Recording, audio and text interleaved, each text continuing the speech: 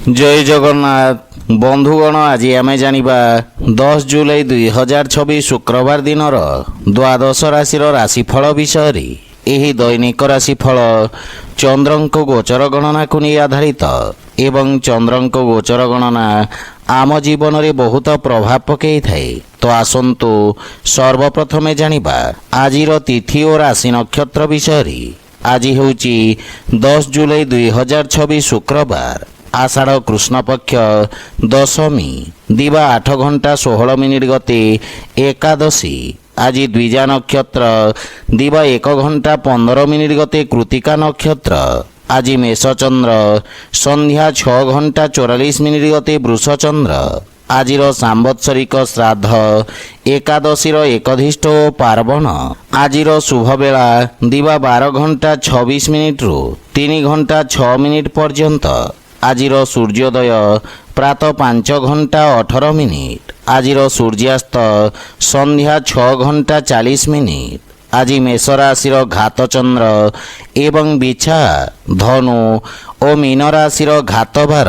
आज कलमी शाग खाइबा निषिद्ध। तो बंधुगण आसंतु जानिबा आजिर राशिफल विषय रे। ता पूर्वरु आम चैनल को जो माने नुआ करी आछंती तले थिबा लाल रंगर सब्सक्राइब बटन को दबाई आम चैनल को सब्सक्राइब करंतो और पाखरे थिबा घंटी बटन को दबाई ऑल रे सिलेक्ट करंतो। काहेकि ना आमे अपलोड करिथवा प्रत्येक वीडियो नोटिफिकेशन आपण सर्वप्रथमे पाई परिबे। तो प्रथमे जानिबा मेष राशि विषय रे। चंद्रदेवंक आपणक राशि रे गोचर पूर्व समयरु देखा दउथवा समस्यारु आपणको मुक्ति प्रदान करिबा। आपणक व्यक्तित्व रे आकर्षण बा चमक आसीबा। विद्यार्थी छात्र छात्री मानंकु इच्छुक क्षेत्र रे उच्च शिक्षार मार्ग प्रशस्त हेबा एवं मातुल घर पक्षरु सहयोग प्राप्ति हेबा। विदेश रे स्थित परिवार सदस्यंक संबंधित सुखद समाचार प्राप्ति हेबा। कार्य क्षेत्र रे जीवन साथींक परामर्श सहायक साब्यस्त हेबा एवं संपर्क रे प्रगाढ़ता आसीब। भाई तथा बंधु मानक सहयोगर अवसर प्राप्त करिवे। विवाह योग्य व्यक्ति को शुभ समाचार प्राप्ति हेब एवं प्रेम जीवन रे मधुरतार भाव रहिब। आर्थिक स्थिति आहुरी मजबूत हेबाकु लागिब एवं राजकीय पक्षरु आर्थिक लाभर स्थिति रहिब। आपणक व्यवहारिक विचार आपणको समाज रे प्रतिष्ठा प्रदान करिब। कार्य क्षेत्र रे आपणक द्वारा करा जाइथवा परिवर्तन सकारात्मक परिणाम प्रदान करिब। स्वास्थ्य अवस्था सामान्य रहिब किंतु दिनचर्या को व्यवस्थित रखंतो।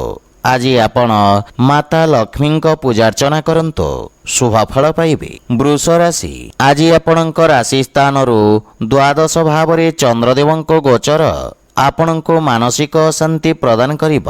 खर्च रे वृद्धि कारणरू मन व्यथित रहिब किंतु बाणी रे संयमता एवं कार्य क्षेत्र रे आपणको वाद विवादरू दूरे रहिबा उचित। विद्यार्थी छात्र छात्री मानंको एकाग्रता बजाय रखिबारे संघर्ष करिबाको पड़िब।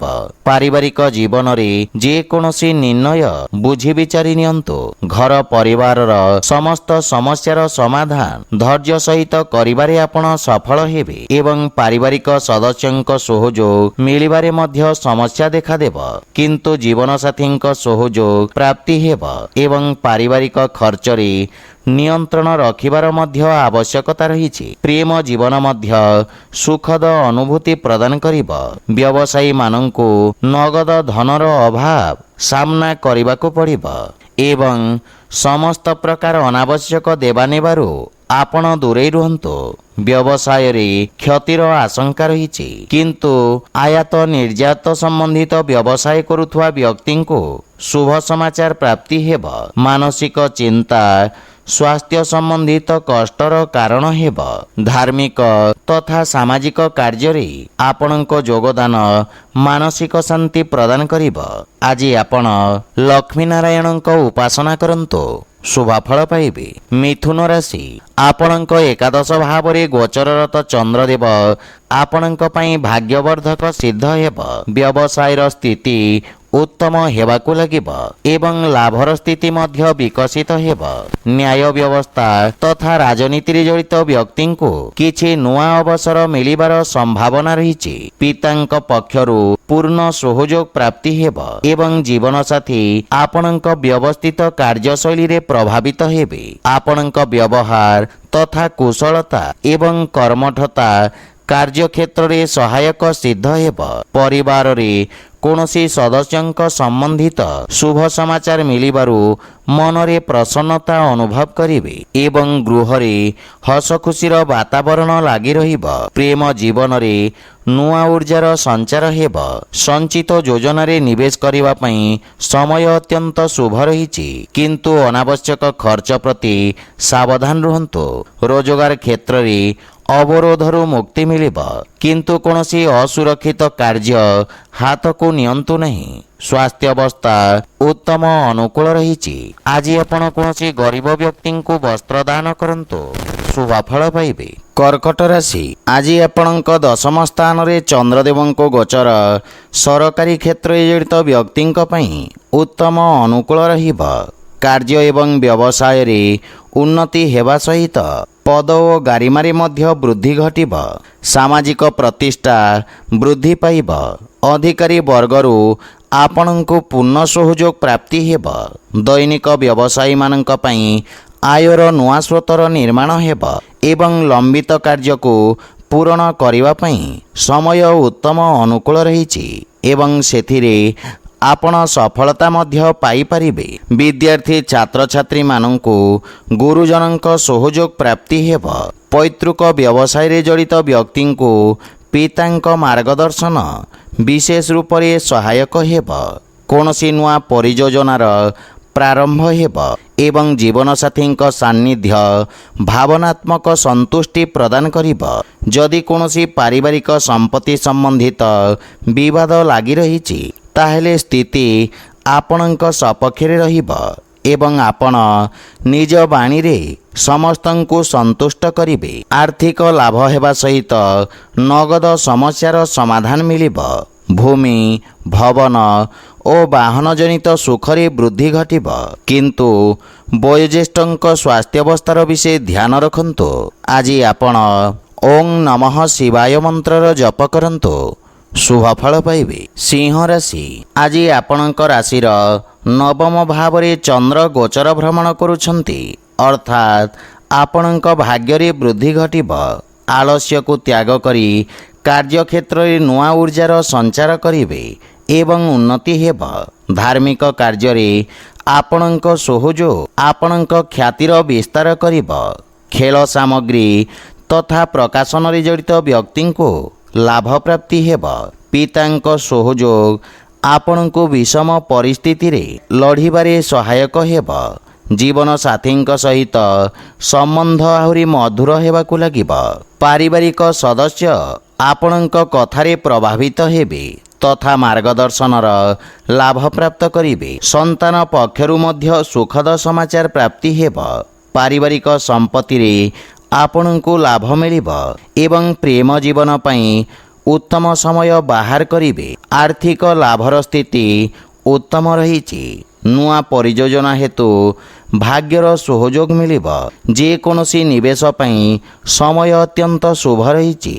ପୂର୍ବରୁ ଅଟକି ରହିଥିବା କାର୍ଯ୍ୟ ସ୍ୱତଃ ପୂର୍ଣ୍ଣ ହେବାକୁ ଲାଗିବ, କିନ୍ତୁ ଦିନର ପୂର୍ବାର୍ଦ୍ଧରେ ଆକସ୍ମିକ ଧନଲାଭର ଯୋଗ ରହିଛି।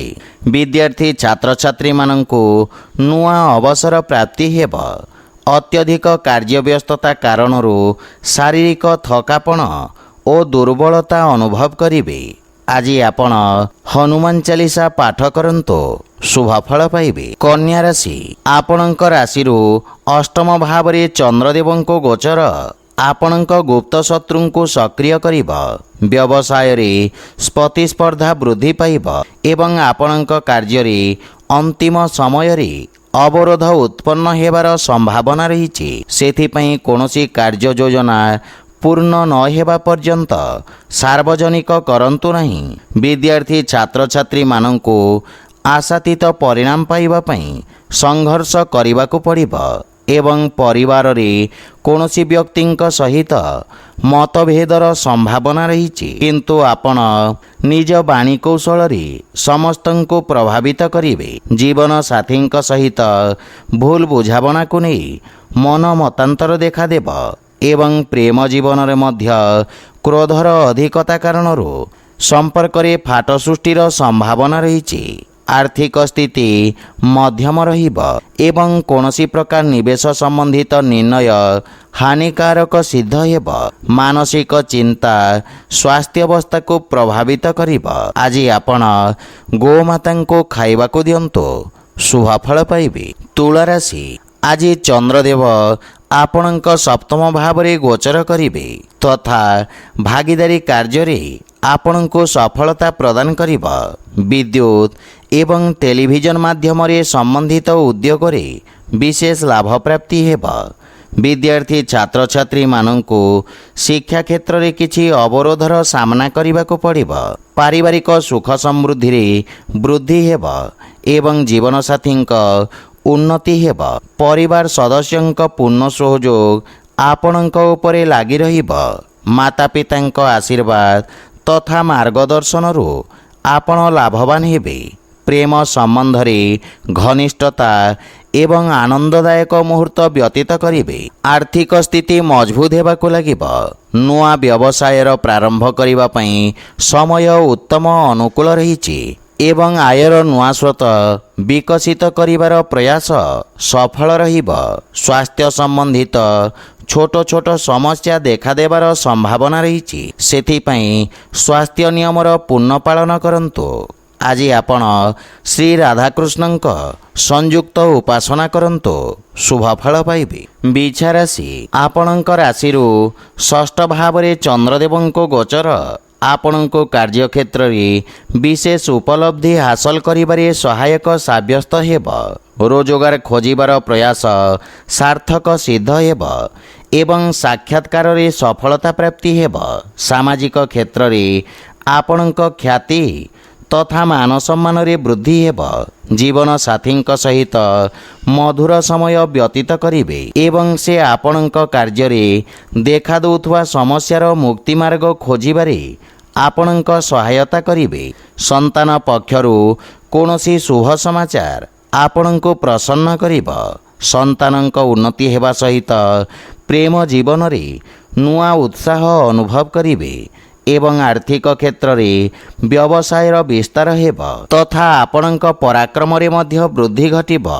ବୁଦ୍ଧିବଳ ଓ ଚାତୁର୍ଯ୍ୟ ବଳରେ ଆପଣ ଶତ୍ରୁଙ୍କୁ ପରାସ୍ତ କରିବେ ଏବଂ ନିଜ ସମସ୍ତ କାର୍ଯ୍ୟକୁ ସଫଳତାପୂର୍ବକ ପୂର୍ଣ୍ଣ କରିବେ। ଲମ୍ବା ସମୟରୁ ଦେଖାଦେଉଥିବା ରୋଗରୁ ମୁକ୍ତି ମିଳିବ। ବିଶେଷ କରି ଚର୍ମ ସମ୍ବନ୍ଧିତ ରୋଗରେ ଗ୍ରସିତ ବ୍ୟକ୍ତିଙ୍କୁ ଆରାମ ମିଳିବ। ଆଜି ଆପଣ ବାଳକମାନଙ୍କୁ ଶିକ୍ଷା ସମ୍ବନ୍ଧିତ ସାମଗ୍ରୀ ଦାନ କରନ୍ତୁ, ଶୁଭଫଳ ପାଇବେ। ଧନୁରାଶି, ଆପଣଙ୍କ ରାଶିରୁ ପଞ୍ଚମ ଭାବରେ ଚନ୍ଦ୍ରଦେବଙ୍କ ଗୋଚର ବିଦ୍ୟାର୍ଥୀ ଛାତ୍ରଛାତ୍ରୀମାନଙ୍କୁ ଅସାମଞ୍ଜସ୍ୟ ସ୍ଥିତିରୁ ମୁକ୍ତି ପ୍ରଦାନ କରିବ।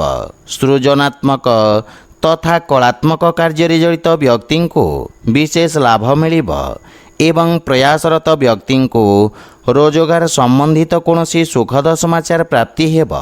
ମାତାପିତାଙ୍କ ସେବା କରିବାର ଅବସର ମିଳିବ ଏବଂ ତାଙ୍କ ଆଶୀର୍ବାଦରୁ ଆପଣଙ୍କୁ ସମସ୍ତ କାର୍ଯ୍ୟରେ ସଫଳତା ମିଳିବ। ସନ୍ତାନ ସମ୍ବନ୍ଧିତ କୌଣସି ଶୁଭ ସମାଚାର ଆପଣଙ୍କ ଚିନ୍ତାରେ ହାନି କରିବ। ପ୍ରେମ ସମ୍ବନ୍ଧରେ ପ୍ରଗାଢ଼ତା ଆସିବ ଏବଂ ବିବାହ ସମ୍ବନ୍ଧିତ ବିଷୟରେ ପରିବାରର ସହଯୋଗ ମିଳିବ। ଏହା ସହିତ ଆକସ୍ମିକ ଧନଲାଭର ମଧ୍ୟ ସମ୍ଭାବନା ରହିଛି ଏବଂ ସେଥିପାଇଁ ଆର୍ଥିକ ସ୍ଥିତି ମଜବୁତ ହେବାକୁ ଲାଗିବ। ବ୍ୟବସାୟୀ ବର୍ଗଙ୍କ ପାଇଁ ଧନଲାଭର ଯୋଗ ରହିଛି। ସେୟାର ମାର୍କେଟ ଆଦି ନିବେଶ ଆପଣଙ୍କ ପାଇଁ ଲାଭଦାୟକ ସାବ୍ୟସ୍ତ ହେବ। ପେଟ ସମ୍ବନ୍ଧିତ ସମସ୍ୟାରୁ କଷ୍ଟ ମିଳିବାର ଆଶଙ୍କା ରହିଛି, ସେଥିପାଇଁ ଖାଦ୍ୟପେୟ ପ୍ରତି ବିଶେଷ ଧ୍ୟାନ ରଖନ୍ତୁ। ଆଜି ଆପଣ ଗୋମାତାଙ୍କୁ ଖାଇବାକୁ ଦିଅନ୍ତୁ, ଶୁଭଫଳ ପାଇବେ।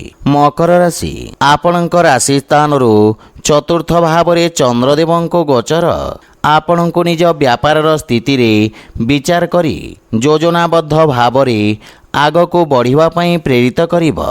ରୋଜଗାରରେ ଜଡ଼ିତ ବ୍ୟକ୍ତି ଭବିଷ୍ୟତ ପ୍ରତି ଚିନ୍ତିତ ରହିବେ ଏବଂ କାର୍ଯ୍ୟକ୍ଷେତ୍ରରେ ଅନାବଶ୍ୟକ ବାଦବିବାଦର ସମ୍ଭାବନା ରହିଛି।